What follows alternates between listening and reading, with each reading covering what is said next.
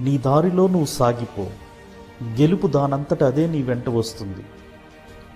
కానీ నీ అడుగులు వెలుగువైపు పడితేనే నీడ ఉంటుందని గమనించాలి.